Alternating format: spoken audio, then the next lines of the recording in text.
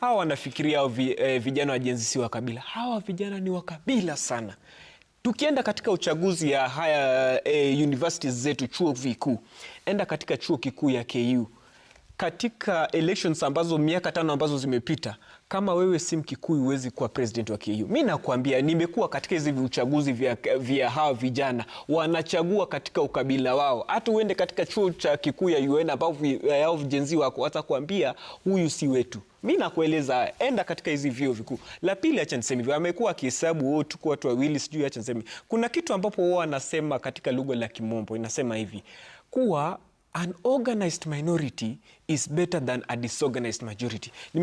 Naye kwamba mimi na Rioba labda ndio wanamunga mkono Rais William Ruto. Hawa wanne unajua wanamunga mkono nani?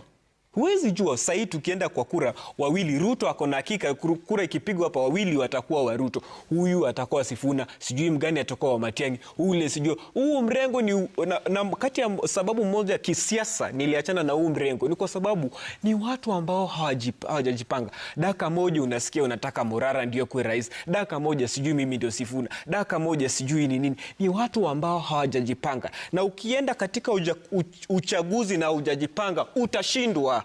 William Ruto anajua, sawa hawa kina Murithi si wangu hao, lakini wake anaendelea kujipanga kila siku. William Ruto anakutana na watu wangapi weekly? Hao ni katika tu sijui mtandaoni sijui wapi. Hakuna kura ambayo inapigwa mtandaoni. William Ruto amejipanga, na sasa nawaambia hivi, William Ruto atachaguliwa mwaka wa 2027. Na ngoja mtaona.